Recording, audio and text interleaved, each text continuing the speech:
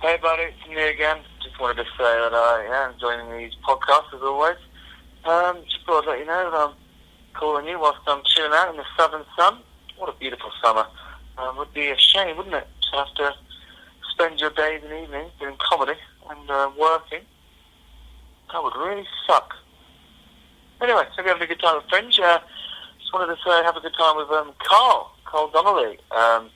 He's older and wiser than us, and also cooler and funnier. And I'm understanding that he also has his own podcast with another comedian. Do you think you could somehow persuade him to not do that podcast so that ours is the best one? If you could just blackmail him or something. I mean, you're quite good at blackmailing, I know, from all those blackmailings we did together. So, just have a good time, and I hope it goes well, buddy. Bye!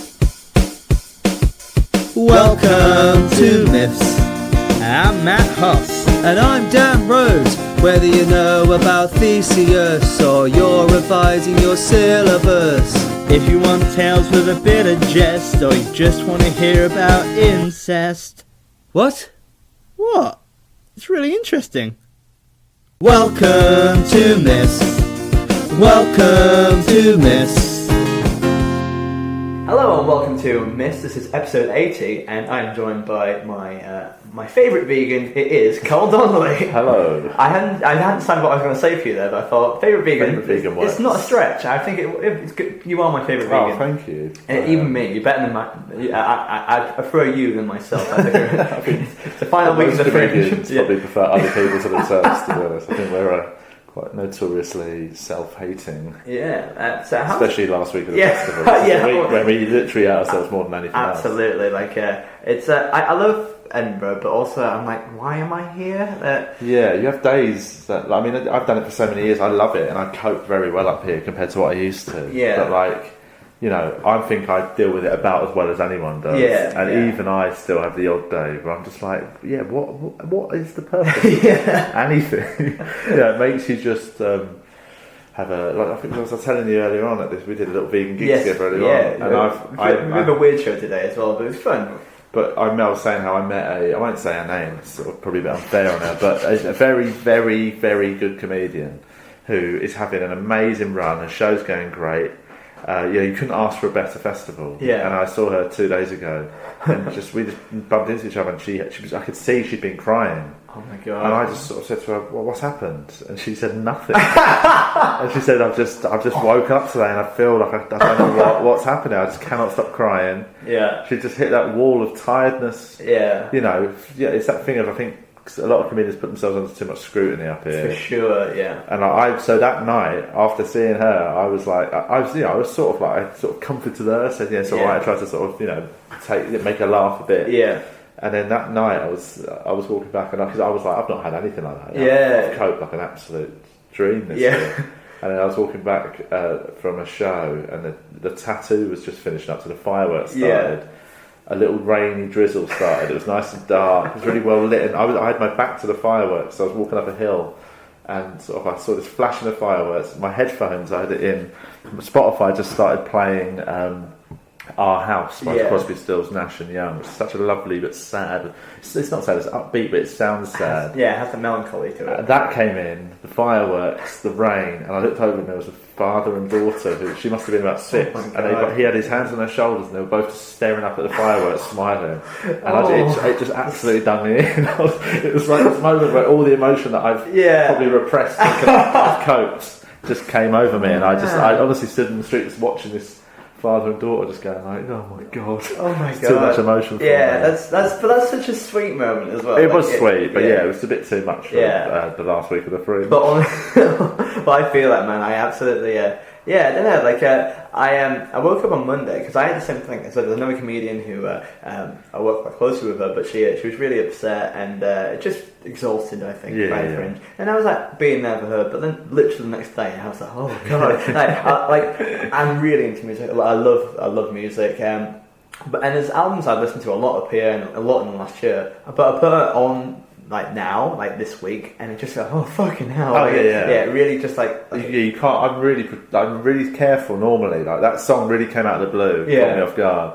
most of the time when I'm in Edinburgh, I listen to meditation music. Oh, like cool. walking around the streets, I always have meditation music. Oh, that's cool. And if I ever feel a bit tired, I have to go upbeat. So I've got like Hall and Oates or something. Yeah. Like today, actually, when I was walking over to your gigs, it was quite early. I was listening to the Les Mis soundtrack. I was like, I just need a bit of energy. So yeah, I sort of curate my day based on my music. But yeah, I find up here real sort of like meditation music, low level. Yeah. It's not emotive. Yeah. It's uninvasive. It just lets you just carry on, and it's a background noise. It keeps out all the noise of people around you, but it doesn't affect your mood too much. It just keeps you calm. That's actually because I love instrumental stuff as well. But what I've really been, I wanted to pick your brains on this, but it's a nice segue. But I've one of my favourite Beastie Boys albums is the Mix Up, which is an entirely instrumental album, and I've been listening to that as I walk around because you can zone out a bit of it, Totally. but it also makes you feel like you're walking this so much cooler as well. It's a very funky album as well. And I saw you the other day with a Beastie Boys t-shirt, and I don't think the fans know this because this has kind of been a recent development. But in the last 2 months, I got into a real Beastie Boys. I listened to the Beastie Boys audiobook, which is so good. Yeah. Have you checked it out? No, I haven't. Oh my god, it's like the best book ever. It's so good. Yeah, I'll have a listen. Yeah, because they've got, obviously this. I used to love them, and I've actually probably not really gone back and listened to them for ages. That t-shirt sort of one remnants, but like because I saw you with a t-shirt, and I was like, wow, that's so cool, and I said, he's my favourite beat, without a doubt.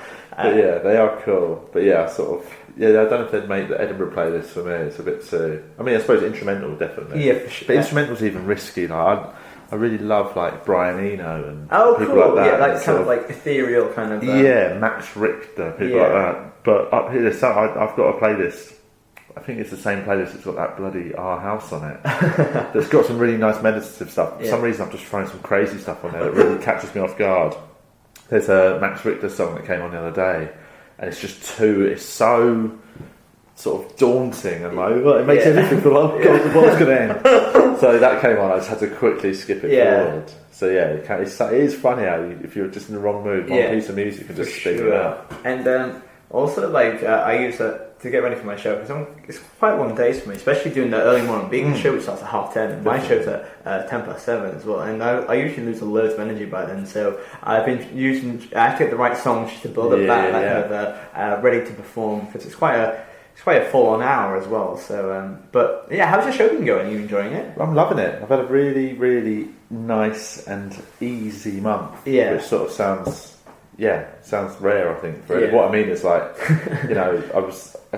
I came in. I think I previewed the show enough, so it was at a place where it was ready to get here, and then I could just tweak it a bit when I was here. I wasn't having to do too much work on it. The audience has been really nice. The room's lovely. So you're in the Spiegel. I'm in a Spiegel Yurts, which I saw a show in it last year, and there was no stand-ups in it last year. It was all clowns and stuff like that. And I was just fascinated by what it'd be like to do a stand-up show in. So can you describe to the listeners what the Spiegel Yurt looks like? So it is it's a wooden. It's actually a sort of round tent that's been built out of one tree. Oh wow, really? Yeah, by this woman who's a specialist in making yurts. I had no idea. And it's sort of, it feels like it's sort of a magical feeling room. Yeah. And I play it in the round as well, so I have the audience all around me, all sides. How's that experience? It's brilliant. It's it really makes you hyper aware of what you're doing with with audience members. Like when sometimes I think when they're in front of you, I'm pretty good at trying to engage an audience. I try and make eye contact and move it around. Yeah. But a lot of comics, when I'm watching them throw it out, you can look at their eyes, and actually what they're doing is sort of, they're not actually looking at anyone. They're looking over the top of everyone. Sure, yeah. And I thought, in this room you can't. I find myself almost giving every audience member little bits of time individually as I work my way around the room. Yeah, absolutely. And I just stay on the move the whole show. Yeah. Especially if they're all around you as well. So at some point you got people are going to have some Carl's butt time. Yeah. And there's bits like, and what you learn is actually, because they get totally used to it really quickly as well. Yeah. So it might be a bit when you're looking them dead in the eyes as you hit a punchline, and they'll have the big laugh. But the people behind, they know that they'll have one of them. Yeah. So they'll laugh. They don't feel totally disengaged or anything just because you're not looking at them at that moment. Or maybe you should have like VIP seats where you will give them the eye contact, but then maybe the people who want to pay half price, they get the rear side, so to speak. You can. The thing is, you can actually rearrange your seats in it. You can play it normally. You can turn it into a little horseshoe type thing, but I didn't want to. I know a couple of the other acts are in there this year, but I just decided to just keep it in the round as a challenge, and it's been so nice. And it's rare to get that challenge opportunity as well. Like, where else can you do it in the round, right? Yeah, I mean, most people, I suppose, in Edinburgh, the writing of the show and doing it is normally the challenge. And they don't throw in a little. What I'll do is also play it in the round in a tent. That is, Next year, I'll do the whole show whilst doing a handstand as well. Yeah. I actually made a joke, like, to my wife, sort of. I just jokingly said to her, like, the way I'm going, I used to do like the Pleasance. I had loads of big posters on my face on lampposts, and then I sort of, I fancied the change. So I've been at the Pleasance for years, and I always felt uncomfortable having like big pictures of myself around the city. So I stopped doing that, and then I moved. I did the bus 2 years ago, which is a top look of a bus. Yeah. But it's static and it's great. It's a cool little theatre. Just clarify, it is a theatre, not just you're shouting on the bus for an hour. And then I just really scaled back my sort of, I don't know how visible I am. You know what I mean, I sort of did it for myself really. And then last year I did the free fringe, and then I miss being around the bus and all that. Yeah, the was there as well. So I've gone back to there, and like I think my direction I'm going in. I was jokingly saying to my wife, the next year I'm doing my show in a bin. And then I walked past a poster of Ali Bryce's show, which is Ali Bryce in the bin. Yeah. It's like, fucking hell, I can't even do that idea now. Well, smallest, but sold out theatre. That's really cool. It's such a pleasure to have you on. Thanks for your time as well. But so this is obviously a podcast about Greek myths. And so, are you a fan of myths? I am actually. But I'm a bit out of the loop. Like, I studied ancient history at sixth form, because I was really into ancient Greece. Oh, that's cool. And ancient Rome. So I used to I studied English literature as well. We read loads of the Greek plays, and you might actually know more than. Like my regular co-host. My memory for it is really bad. I was thinking about it. Even like I was telling you earlier about how I went to watch a production of Oedipus up here. Well, tell us about that as well, because you saw it. It's a Danish production. Oh, it's the best. Tell us. It's about with modern. It's a modern retelling of Oedipus. But I'd totally forgotten the full story of Oedipus. I obviously know that he sleeps with his mum or whatever, but I just couldn't remember the full story. And this one sets it in modern day. It's Dutch. It's Dutch in modern day Netherlands.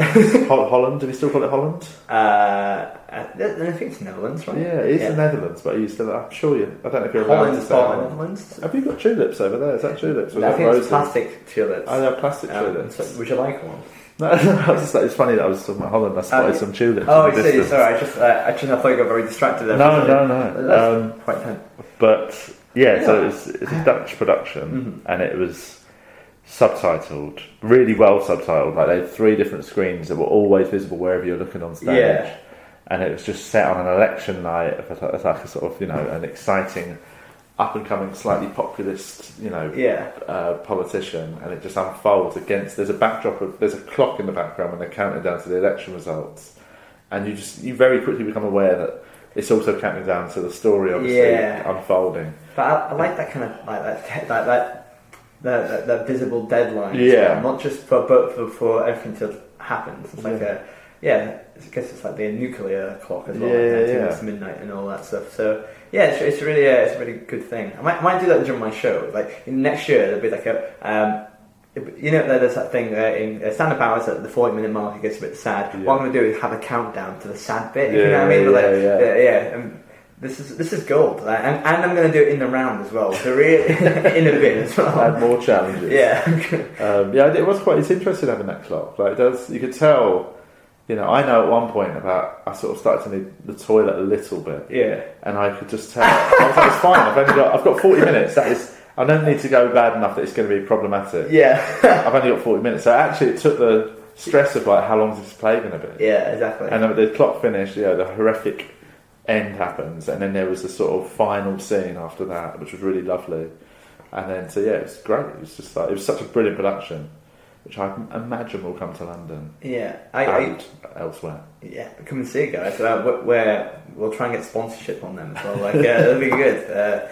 But yeah, are you much of a theatre person? Because do you see them as much as possible? I tend to. I reckon over the year I definitely watch more theatre than I do comedy live. Oh, brilliant! Obviously not into if you take out the stuff I watch when I'm working with people. Sure, yeah. If I'm sort of at a comedy festival, obviously it's all comedy.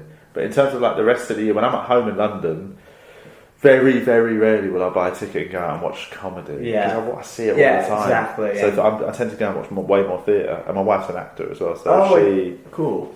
She's sort of got much better taste than me. Yeah, and drags me along to see like the best. She takes me to stuff that's so brilliant. Yeah.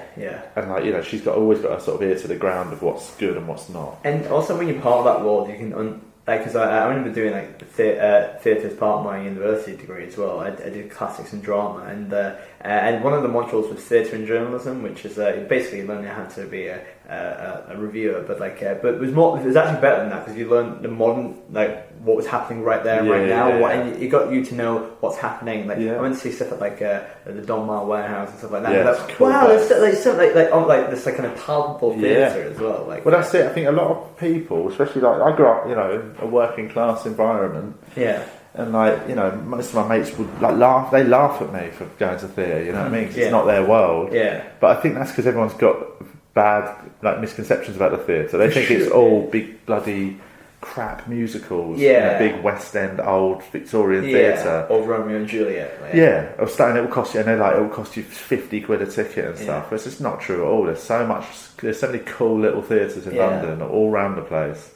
Even like some of the most famous smaller theatres like the Royal Court and stuff. Mm-hmm. You can always get a ticket for something quite cheap.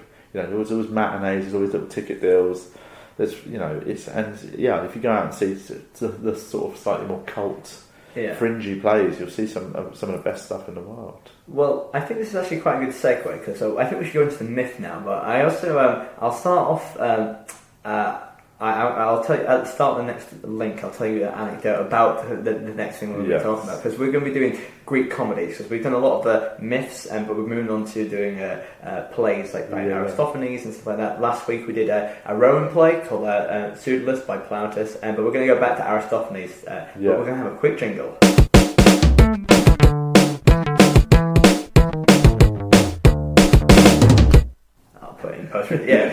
What a cool jingle that was, Carl. Right, I loved it. I think we should play it again. Yeah, we will.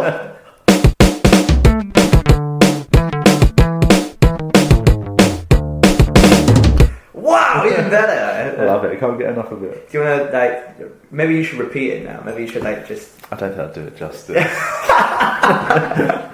No, go on. It'd be good. As just mentioned, we were talking about acting and stuff like that, and one of the questions I was going to ask you is have you ever tried? Were you ever interested in doing acting and stuff like that? Or I wasn't. No, when I never did any performance or anything at school. I was pretty rubbish at school, to be honest. I stayed on for sixth form and but I did the bare minimum to get through it, and then I just had no idea what I wanted to do. I was interested in film, so I thought I'd do I remember I applied to uni to go do a film production degree.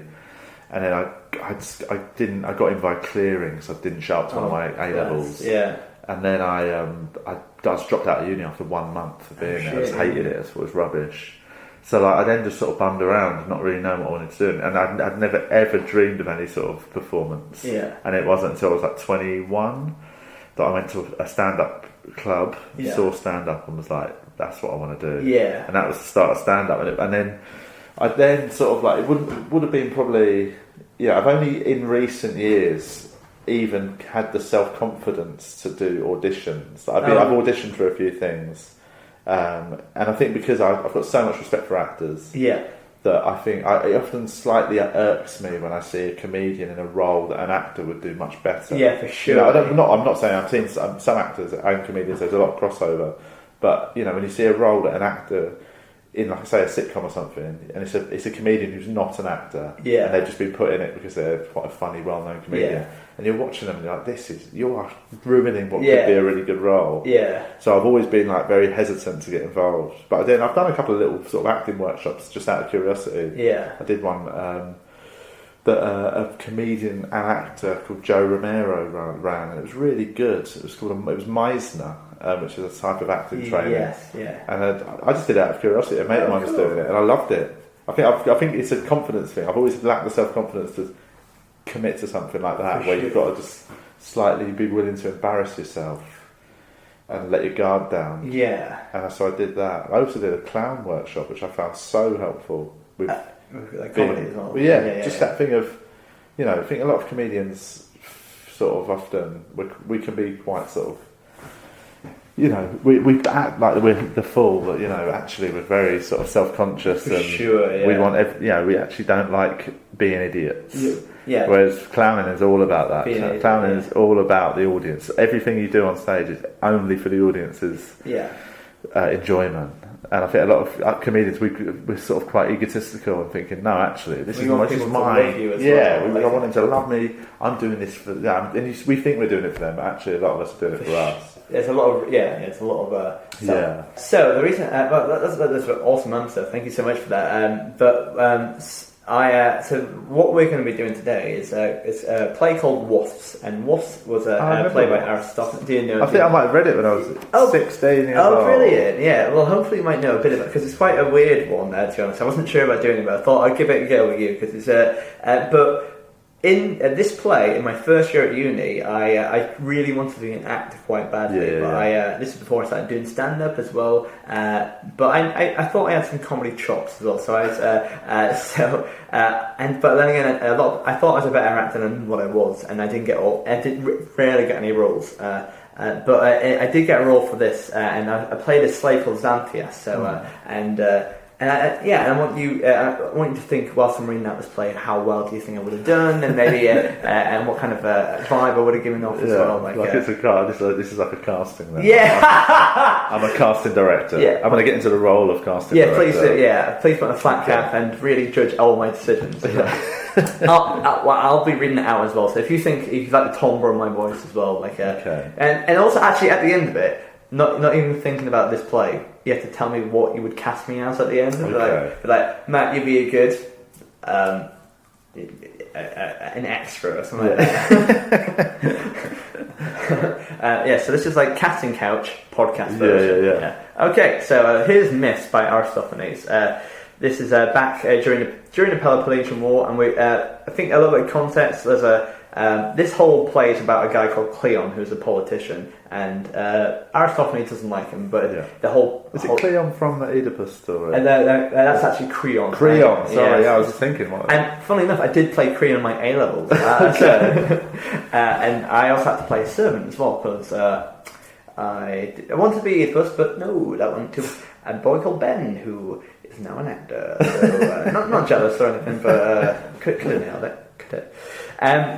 So here's Wasps. As the play opens, two slaves, Zosias and Xanthias, that's me, are sleeping in the street outside a house, which is spread with a large net, and a third man, their master, Bedeli Cleon. Just a quick director's note on this. In the play of Wasps, so we started doing this. We did 3 nights at the Marlowe studio in Canterbury, and it's very shooty. I enjoyed doing it at the time, but when there's a DVD of it, and I can't watch it, you know what I mean? I kind of want to watch it just for material, but I remember doing this, and at the start of the scene, and because they thought it'd be really funny, but it's not okay.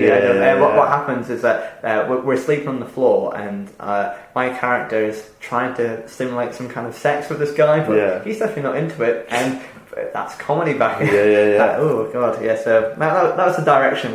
That was the first bit of the show as well. So don't think about that in the casting couch. Okay. Don't hold that against me. That's the director's. I was also wearing a loincloth as well, and with a big penis as well. So I've got a picture as well. I can share it afterwards. So there's a lot going on here. There's a lot to imagine as we begin. I think you lost a lot of respect for me quite fast. So, the two slaves are sleeping outside, and a third man, their master, Bedeli Cleon, is asleep on top of an exterior wall with a view into the inner courtyard. Bedeli Cleon, that name, Bedeli means hate, and this person hates Cleon. He's the protagonist of it all. Yes. So.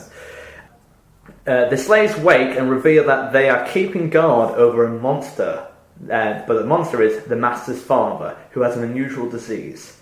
Rather than being addicted to gambling, drink, or good times, he's addicted to the law court, and his name is Philocleon, suggesting that he is addicted to Cleon. So there's pro-Cleon and anti-Cleon as well. So, a bit of politics to get the blood raging. Yeah. This is honestly one of the weirdest ones, and I wish I had a better one for you, but this is it's such a weird. This is a very odd play, but here we go. Symptoms of the old man's addiction include irregular sleep, obsessional thinking, paranoia, poor hygiene, and hoarding. And all counselling, medical treatment, and travel have so far failed to solve the problem.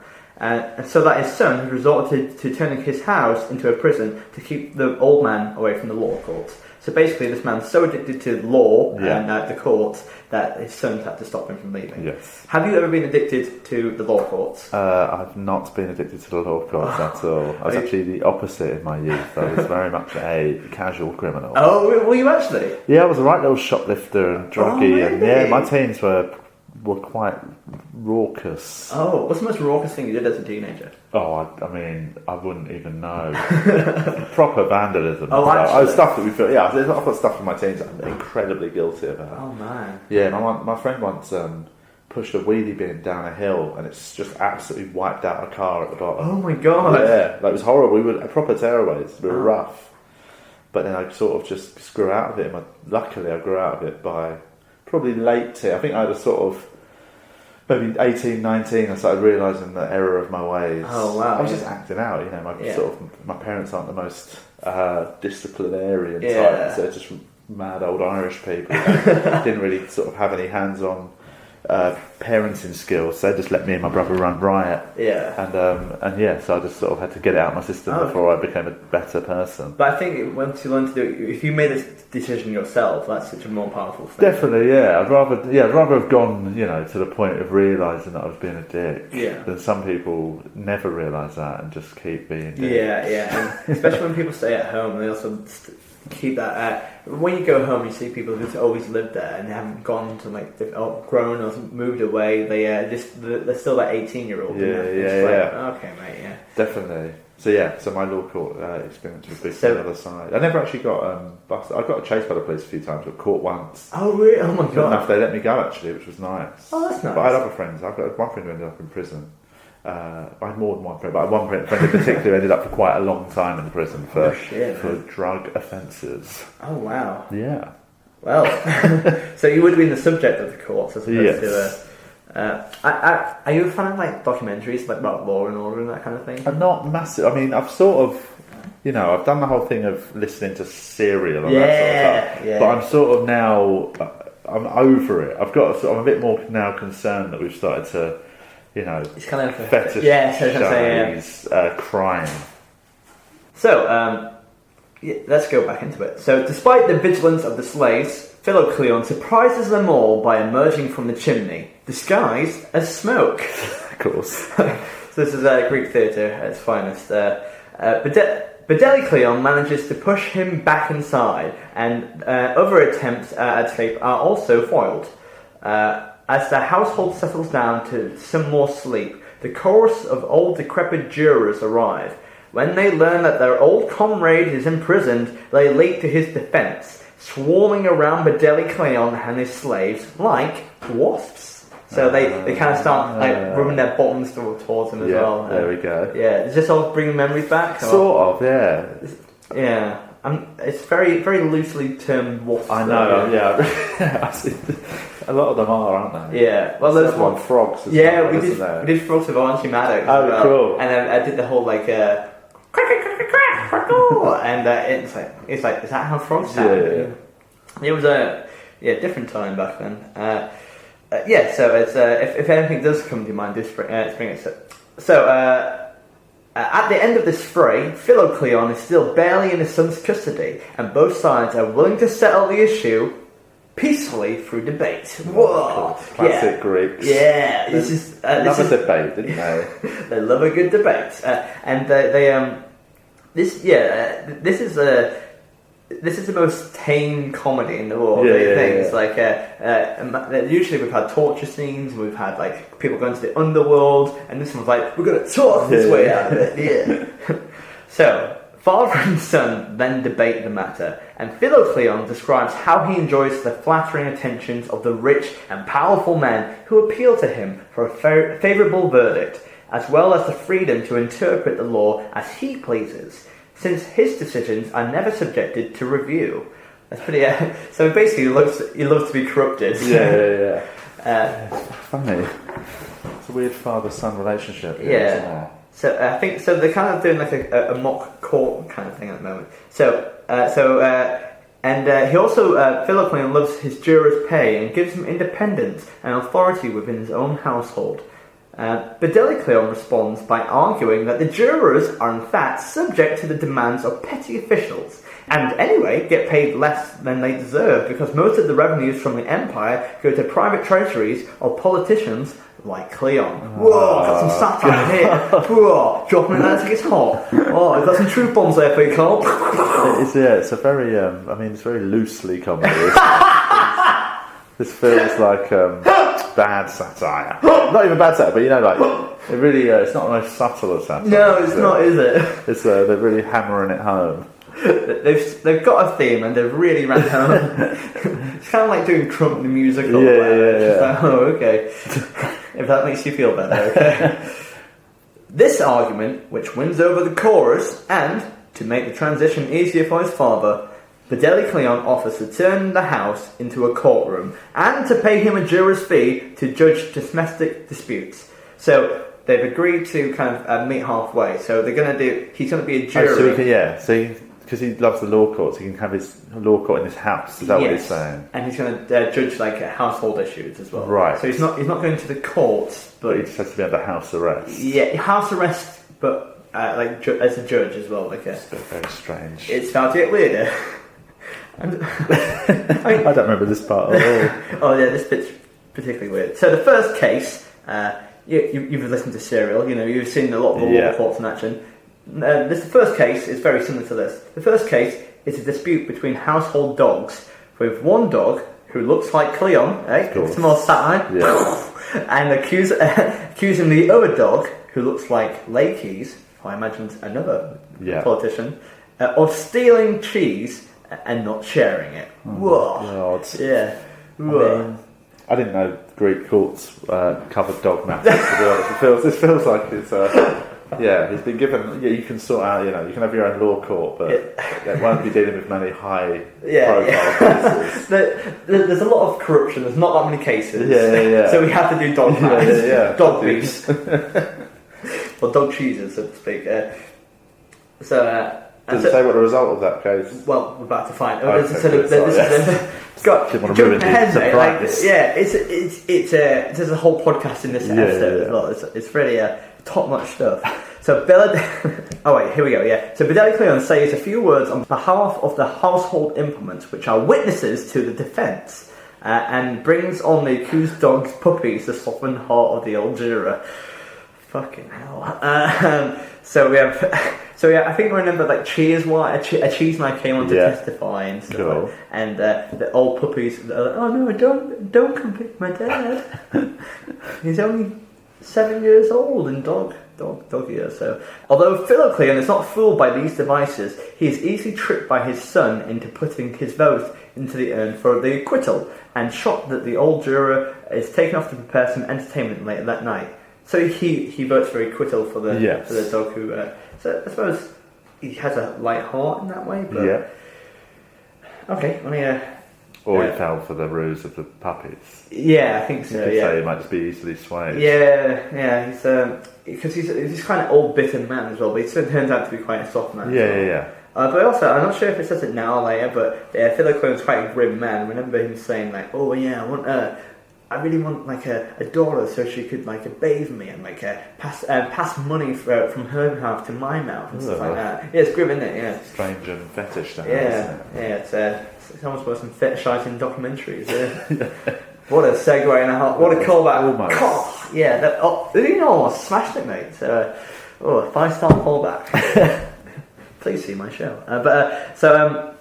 So he's kind of preparing some entertainment. So the chorus of old men then praises the author, Aristophanes, for standing up to unworthy monsters like Cleon, who gobble up imperial revenues, and it chastises the audience for failing to appreciate the merits of the author's previous play, The Clouds.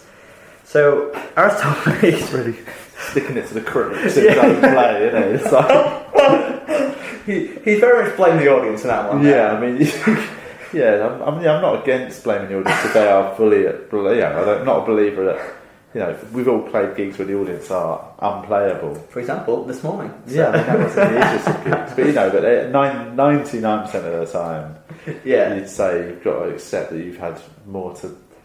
It's the playing sort of lies in your hands. But to write it down, surely that suggests he's right. It must have been enough bad shows of the previous play. That it was bad enough. He was like, I need to write a thing in the next play to sort of talk about those audiences. But if it was like, imagine if it had a full shit run. That suggests the previous one was just a bad play. Yeah, well, that's it. Like maybe you got some PR for us, something like that. Or maybe I think it's more to do with the fact that Cleon's still in power, and he said, "Why haven't you guys sorted it out? Why? Because I told you in the last play he's a bit of a dickhead. Why haven't you thrown him out of power yet?" But then again, that's. But also, he's given himself self praise because he's written it down, given it to the chorus to say, like, "Wow, Aristophanes is good."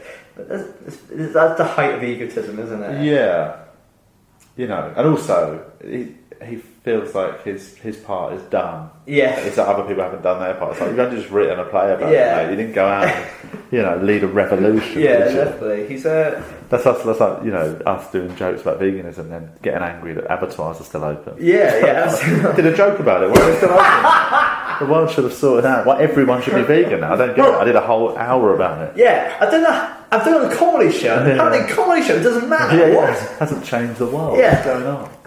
Well, when you first start out, that's what you assume is like, wow, I'm going to change the world. Yeah, then you quickly realise that you almost hardly change even anyone in that room. By the time they've walked out of the room, they've gone back to being the same person as when they walked in. It's weird, but sometimes you do a show which is really all-encompassing, you put your heart into it, and it's been the last 12 months of your life working on it, and people go, oh, that was a good show. Yeah. And that is it, you know what I mean? That's it. Even like the best sort of like at this festival I've seen, the best shows I've seen up here would be like Jessica Foster's show. It's an absolute powerhouse hour of stand up. Like she picks a topic, she absolutely nails the topic, and it's so funny. Yeah. That would be like probably the most consistently like good hour of stand up I've seen up here. But it's that thing. I saw that probably a week ago. Yeah. And even then, it's a week later. I'm like, if anyone asks what was the best thing, like I'll be like that. But it doesn't, it doesn't change. Yeah, exactly. I saw Phil Ellis's a couple of days ago, and that was the funniest one I've seen. Like, I laughed, crying with laughter. But even then, within a couple of days, you're back to just like you've forgotten about everything. Absolutely. Life just carries on. So I think that's again, playwrights, comedians, all of us, we can sometimes think I've changed things. Well, I think. It's weird because I think obviously this is like you're a pro comic. You've been in Edinburgh for like 15 years. How many years? 12 years? Or? Yeah. What have I done? First year I did a free festival show in 2006 with some mates. Wow. Yeah. So I've been up here every year for that. What that would be 14 fringes in a row. 14 fringes in a row. But I think when I first came up in 2015 for the first ever time, and that's when I was starting out doing comedy as well, and I saw Tom Parry do his hour, and I just started getting into Pappy's then as well. When I saw him do his hour, that was magnitudinal. That changed my mind how funny it worked, and also how playful you can be. And I think it means more when you start out than now. It's now just see friends. It's a different perspective as well. So but Aristophanes, I used to love him, but now he comes across as a bit of a dick, I think. I think he's just maybe overblown his impact and effect. I'm getting inspiration for next year as well. But so father and son then return to the stage with Donnelly Cleon trying to convince his father to wear fancy woolen garments and a fashionable sport in footwear to the sophisticated dinner party to be held that evening. The old man is suspicious of the new clothes and prefers his old juryman's cloak and his old shoes, but the fancy clothes are forced upon him anyway, and he is instructed in the kind of manners and conversation that the other guests will expect of him. So he's been taught, I think the comedy is like he says stuff which is inappropriate, and he's sort of, your racist dad. that old comedy trope, which ultimately is quite a lazy way for comedians to just say things that are a bit rude, but put them in the mouth of an old person. Yeah, it makes it fine. Yeah. It's fine. Yeah, just say whatever you want, mate. I know at least 3 comedians of the Fringe have done that, but I'll edit it out. And after the father and son leave the stage, a household slave, this guy, arrives with news for the old audience that the old man has behaved appallingly at the dinner party, having become abusively drunk and insulted all of his son's fashionable friends. But also, he's brought his dad to all of his fashionable friends. Yeah. That's not a cool thing to do. Exactly. Leave him at home. Yeah, unless it's not like it's a bit of a weird vibe. Like, hey guys, cool party. Brought my dad. Yeah. That would be, leave him at home running a dog court. That's what I'd do. Just talking about who stole cheese as well. We should do that with vegan cheese as well. Like, I'd have a sort of... We should do a law court right now. About cheese? Yeah. But I don't think there's been any crime committed. What you're saying is, should we eat some cheese? Yeah. It's a very different experience. Sorry, I get confused. Would you like some vegan cheese? Because sometimes when I'm hungry, I just go to the law court. At the end of the podcast, Carl Donnelly, can we go and get some vegan cheese? Just eat it by the block. So it'll You had the vegan feta, the Via vegan feta. It's the best. Oh my god! Vegan cheese I've ever eaten. Oh my god! You can get it in most major supermarkets. Oh, right. Oh, it's lovely. It's really good. I will check that out. So is that your favourite vegan cheese? I think so. Yeah, just in terms of like it's such a taste I never thought I'd have again. For sure. It's like there is a Via halloumi that's really tasty as well. Yeah. But the feta one is so feta-y. Yeah, it's lovely. I had because I love Greek food as well. I used to go over there quite a lot when I was younger, and I had vegan tzatziki the other week. Is that the spreadable one? Yeah, that's really nice. It's really good, it's really and good. I felt so happy having it as well. I was like, wow, cool. Yeah, that's very nice. So he's brought all his dad's support behaved really badly, and he's now instead of he's just insulted all of his son's friends, and now he's assaulting anyone he meets on the way home. This guy. He left the stage a minute ago. He's already hammered as well. Yeah. I bet he's going to get a wheelie bin and smash it into a car. The drunk fellow Cleon comes on stage with a pretty girl on his arm and his agreed victims on his heels. Donnelly Cleon angrily remonstrates with his father for kidnapping the girl from the party and trying to take the girl back to the party by force, but his father knocks him down.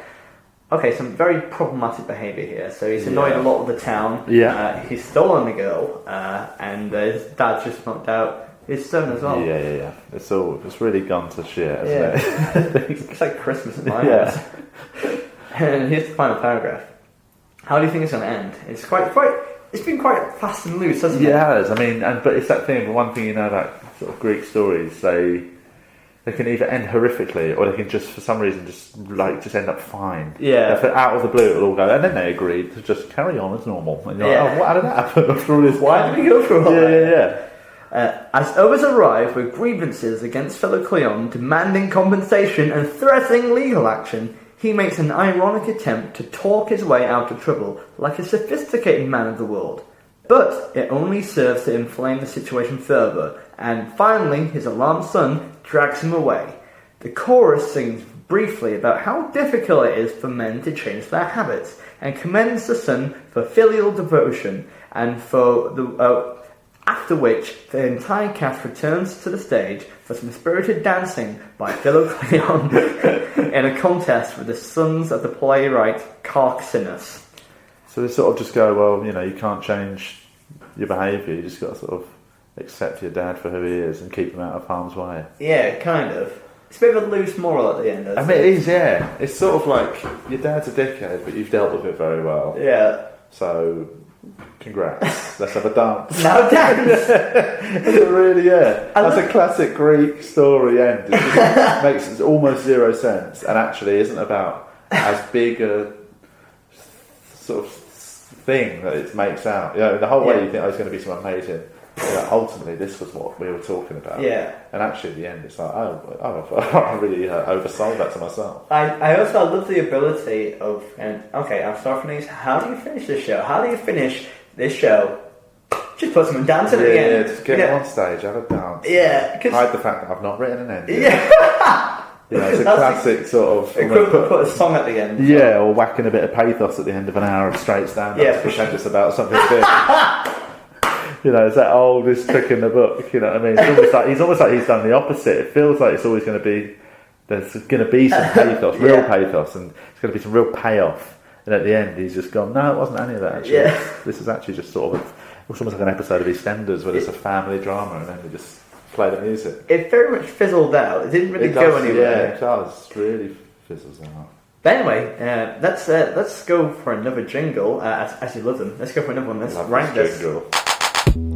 Hey there, my name's Matt Huss, and in this link I have an American accent, and I advocate the safe use of Miffs podcasts in small doses. Well, it's a good one. It doesn't stop getting better. I think we should listen to it 5 more times. Here we go. That was too much. I still like it, but yeah. 5's too much. There is a limit to it. Yeah. I will put 5 in as well. So, firstly, before we go into the ranking section, how do you feel? How do you feel Xanthias did as me as a portrayal of Xanthias? How do you think I did? Obviously you weren't fully going for the lines. You were more just reading just what he did. Yeah, so true. That's not really. It's not really acting. Just to say, you can't go to an audition and talk about what the characters might do, and then so you can have the role. Yeah. So I don't really think I can give you an honest appraisal of your role. Well, I'd have to see you act out the full thing. Okay. Do a self-tape and send it over. I was actually going to see if I can find a picture of me. Do you want to see that? Yeah, if you've got it to hand. Let me have a look. It's on my Facebook somewhere, so I'll just have a quick look. It might take me a second, but it was back in about 2012, so there's quite an alarming picture of me, I'd say. Let's have a look. Albums?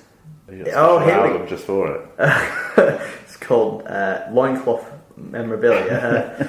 Let's find. Here's a picture of the whole cast. We all want. So you can kind of see. I'm topless with a loincloth. If you see me down there. Yeah. Is that? I mean, what's the thinking behind? Obviously, people can't actually see this as we talk about it. What's the thinking behind the face mask? So in Greek theatre, people wore masks. So kind of. But it looks like you've just painted them. Yeah. I think, okay. They were just painted on. Right. I mean, it does look. I mean, obviously it works, but as I say, it does look very androgyne. Oh well, that's very accurate. What I will do actually. I'm going to find the DVD, and next year we're going to sit down and watch it together. Why don't you, next year's show you should do a screening, just do a whole show. Yes, screen that and do director's commentary. Yeah.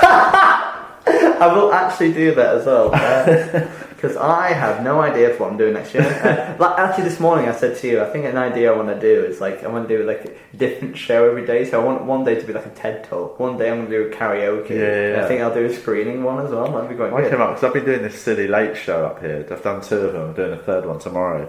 It's called Blurb, and it's an idea I came up with at the start of the festival. Oh yeah, what's that? It's an improvised show, but it's basically what I do is I cut out loads of random Fringe guide blurbs. Oh, brilliant. And each act, when I bring them on, I say, right, next up we've got... And we've had some amazing acts come and do it. Yeah. So I had David O'Doherty last week. Oh, my God. And I said, David O'Doherty's about to come on doing a 5-minute excerpt from his show, and me and the audience pick a blurb out of the thing. Oh, brilliant. Yeah. And it's just a totally different thing from the guide. And he has to come on and do a 5-minute excerpt as if it's his show. Oh my god, yeah. And it's been really fun. So I think I'm tempted to do something with that next year. There was a part of me that thought it'd be really fun to do that for my show next year. Every day I do a different show. Oh my god, that'd be But it's just a show that I pick out. The audience pick out a blurb, and I have to do an hour-long show about it. Okay. Which would be almost impossible. Yeah, but I think I really love that kind of stuff as well. It's the kind of edge of your seat kind of stuff. I love that. Yeah, but it could also be not just the edge of the seat, but off the seat, and walking out because it's so bad, sort of stuff. So this is a picture of me and the actor James Wiley of the bumming scene to begin with. So it's quite. That does look. I mean, it looks much more playful than salty. I will say, from the photos. And we had that. Someone made big knobs as well. No. Yeah. Are you wearing a Bowling for Soup t-shirt? Yeah. I don't think that's a very accurate in time scale. Yeah, that's very me at the time, and I think what I'll do is I'll take a picture of this right now and I'll put it onto the Facebook group, and people can look at it and really wallow in my shame as well. Like that's quite a shameful image, I'd say. I mean, it's not amazing. I certainly haven't got any gel on my head. I think I look like if Paul McCartney never had sex, if you know what I mean. We've got a Paul McCartney vibe about it. Yeah, just with more visible fake penis and a Dollar of a Suit t-shirt. Two of which, do suit each other very well, I'd say. Very much so. But yes, well, what this is an episode for the stars, really. So this is episode 80, and we mark every myth out of 4 categories: life skills, morals, creativity, and WTF. And the first one is life skills. So what practical lessons have we learned from here? I think it's not many. I mean, I suppose maybe there is, and I suppose there are some of like how to cope with living with an elderly relative. Also, how to stop people from escaping, how to escape, and how to be disguised by smoke. Not to invite a parent to a party with your peers or colleagues or friends. That's also, I'll put that in morals as well, because that's a kind of life lesson as well there. Yeah. But we also learned how to debate properly. Yeah, I'd say that. How to hold a sort of kangaroo court in your own house. Yeah. Oh, no kangaroos. Well, just a dog court. Dog court. Yeah, that's it. That's when a kangaroo court is too rich. It's a dog court's one below that. Yeah. So how to resolve household admin arguments. Yeah. By eating blocks of cheese. Yeah. I think there's, actually, I'd say there's more life skill morals in this than there are actual like sort of proper moral lessons. So it's much more sort of about the minutiae of life than it is about the big questions. Because I think we also learn how to dress up properly, that we get ready to go out, how to learn manners and stuff like that. We learn how to be a man about town, and also have to deal with issues. We learn how to dance at the end, and we mark it out of 10. So, are you feeling for life skills? I think this is where it would excel is life skills more than anything else. I'd give it like a 7. Okay, let's go for 7. Let me just write. Yeah, 7 for life skills. So. Okay, so morals. So we're going to give a number for this, and we mentioned some already. If you're gonna accuse someone of if you're going to do a court, get your puppies along to support you. Yeah. It's okay if you're a gross old man because someone will love you. Yeah. Someone will always look after you, no matter how gross your behaviour. And maybe any other way around. You've got to accept old people are just And also, there's also a friendship there because of course all men come to find him and look after him and stuff like that. Also, the moral of if you are a creative or a writer, always blame the audience. Make sure that never accept any faults of your own. I think that also that's some plus points for creativity there because I like that because they're in that. What? Fuck you guys. Yeah, I'd say actually on a moral level, this doesn't teach you many good things. But in morals, we kind of accept good and bad. It's both. Right, okay. So it's like we don't reduce the score because not many Greek myths have good morals. It's true. So it's more like how many moral lessons have we seen? I mean, there's a few. It's a 5. It's a mid-range. Yeah, you're right. 5 out of 10. Bam. So creativity. Again, the Aristophanes blaming the audience bit. That's probably but the rest of it actually is quite sort of. Apart from the dogs. Yeah. I actually think the rest of it is pretty almost low-level soap. Yes. It's not the most mind-blowing piece of drama. But the dogs really come. That's why the dogs really stands out. It comes out of nowhere. It's very absurd as well, isn't it? Yeah. Also, the fact they get drunk very quickly as well. That's quite weird. Yeah. But also the fact I'm not sure it's creativity. It might be more WTF. But the fact that he's really gone hard on the Cleon bashing as well. He's really gone for it. And we don't really see that elsewhere. And this is pretty unique to Aristophanes as well. Don't really see it elsewhere in any other myth. It's very politicized as well. And he's really gone for this specific person. Yeah, I think it's. I don't know. Yeah, it's not. I think it's quite middle of the road. Let's say 5 again. But I think it's a 5. Yeah. Let's do 5.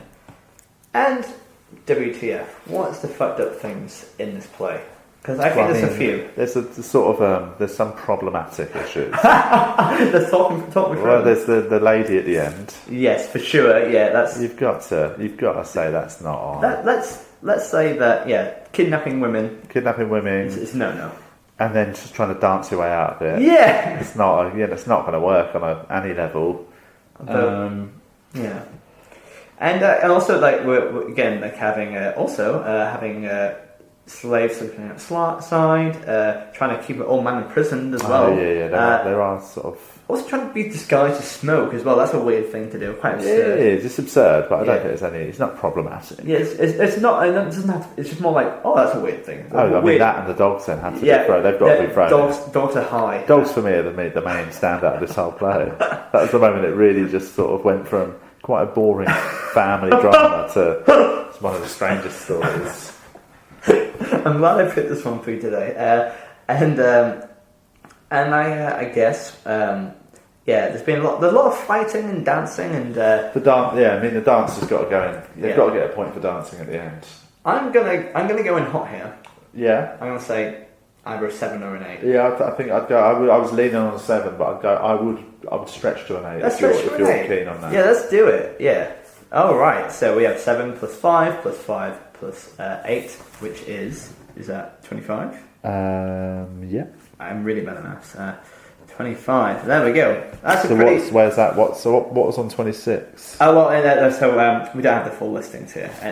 So I just ruined the surprise. I've just seen the list of some other ones. What? No. Well, in episode 78 we had 26, so that's pretty close to that. But we have quite a few on 25. Okay. So it's pretty much in the middle, I'd say. Like, it's, do you know what the highest scoring one ever is?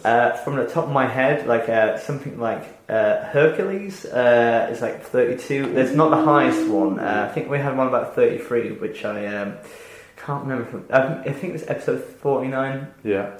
I can't remember from the top of my head, but there's been some pretty. Obviously, you listen to them all, Carl. Yeah. It's your favourite podcast now, exactly. In fact, what you do on your podcast is that you play our podcast out loud, and just re-record it. Okay. That's what you do, I imagine. Yeah. Next year, I'll just play a podcast of yours every day. On my show. Yeah. Leave the audience and then sort of sit down and listen. You can do a director's commentary on that. Yeah. Well, good. Thank you so much for coming to do this very odd episode today. It was fun. So where can people find you online? And this will be coming out on Monday at the end of the festival. But where can people see what you do tours afterwards? I might do. I really like this show. I'll probably do a little run of it in London. Yeah. That was awaiting some confirmation. Mm-hmm. I might do it around the place. I'd love to go to Australia again to do something early next year. But I'm always gigging around, so yeah, I need to update my gig list. Normally what I do is at the start of each month I put them out on Twitter and Instagram for the month that's following. So just on there is the best place, at Carl Donnelly. Oh, brilliant. And do check out Carl. I don't need to plug him, but he's certainly one of my favourite acts to watch in the world. Cheers, man. And if you like this episode, please, thank you for listening. Please give it 5 stars on iTunes. And on top of that, why don't you email us at misspodcast@gmail.com and find us online at misspodcast. And thank you for a wonderful episode. And any final words, Carl? If you were in a dog court, how would you end? Is this just like that? Your final plead? I mean, without having my puppies, it'd be an absolute car crash. I need them to plead my case. That car crash is so bad, you put a wheel in it. Yeah, exactly. Another golden callback. Bye, everyone. Bye.